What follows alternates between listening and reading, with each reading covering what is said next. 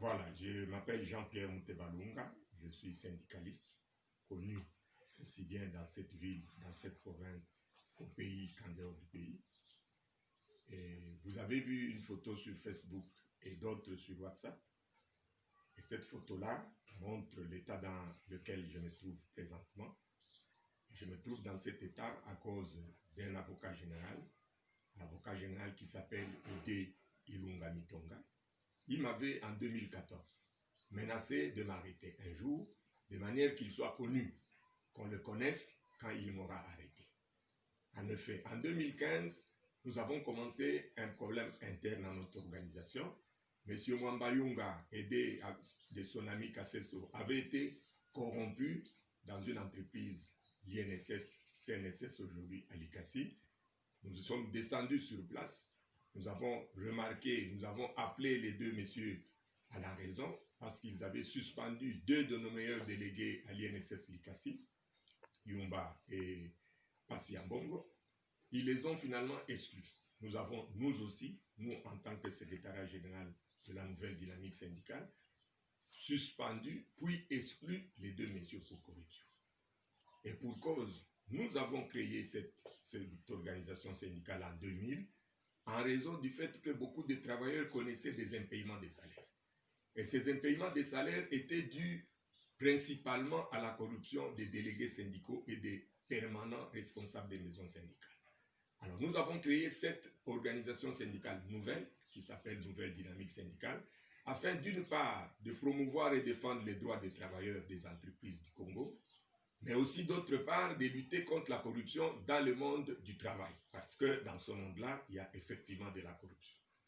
Les délégués syndicaux roulent carrosse, les délégués syndicaux sont payés avec des jetons faramineux, les délégués syndicaux voyagent, font des missions en Europe, en Chine et ailleurs, les délégués syndicaux construisent des maisons, des hôpitaux, des écoles, alors que les travailleurs connaissent qui 200 mois d'arriérés, qui 300 mois d'arriérés de salaire, qui des retraites sans aucun sou, et tout ça sur la tête des délégués syndicaux. C'est comme ça que nous avions pensé. Dans ce pays, pour lutter contre la corruption de manière générale, il faut lutter contre la corruption dans ce secteur qui est un secteur important, le monde du travail.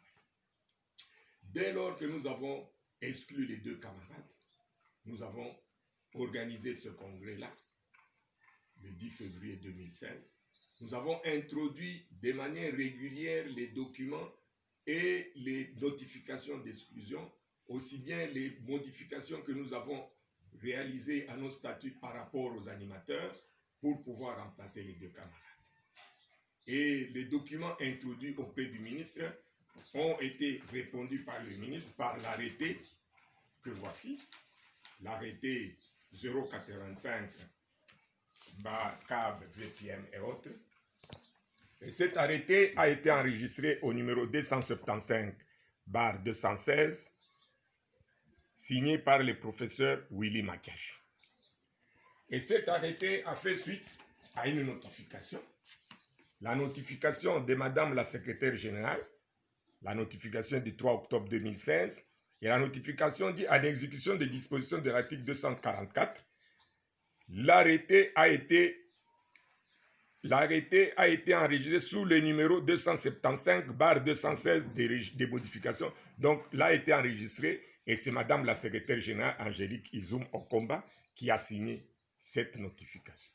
Et donc, les choses étant tout à fait régulières, on s'est aperçu après quelques temps, ou les entreprises se sont aperçues après quelques temps, que M. Mwambayunga, avec son compère, ont un autre arrêté, mais qui aurait été enregistré selon lui ou selon eux au numéro 264 du registre des syndicats.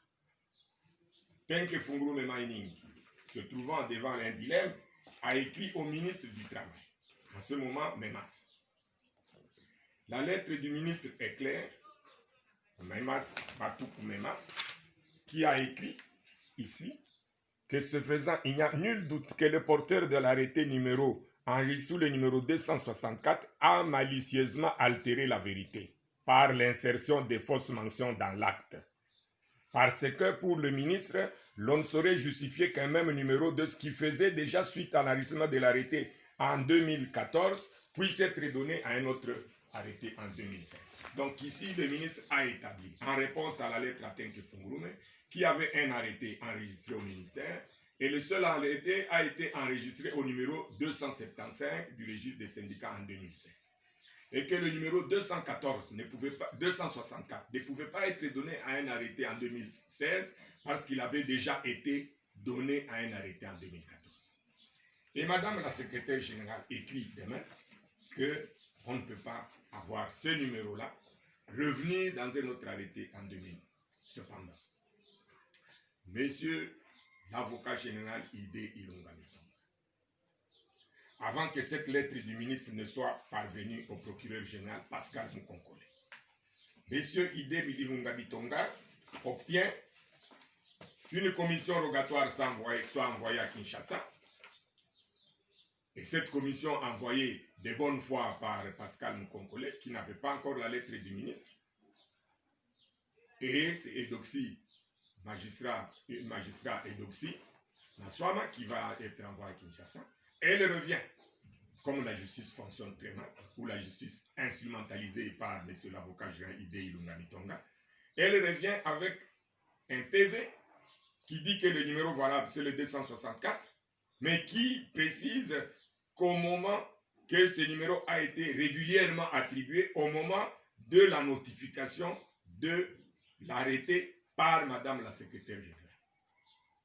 Vous vous rendez compte que la justice fonctionne mal? Cette notification que Madame Edoxy Maswama aurait vue pour justifier ce PV n'a jamais été présentée par monsieur. Non, n'existe pas. La notification qui existe, c'est celle de l'arrêté de 085, mais enregistrée sous le numéro 275. Messieurs, encore une fois, l'avocat général Ilunga.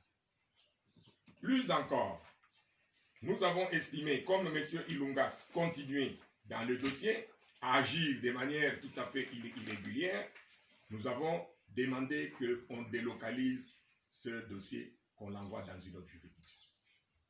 Malheureusement, encore une fois, Ilunga Bitonga va user de ces actes illégaux. Le dossier est pris. Il est pris à la cour d'appel de Lubumbashi. Et à la cour d'appel de Lubumbashi, ce jour-là, siégé dans ce dossier, chambre 3, Lumbu Awezai Mbombo, Espérance, président, Mukuna Kambuvu et Mandala Kalebwe, conseiller. Le dossier a été pris en délibéré. Le dossier est pris en délibéré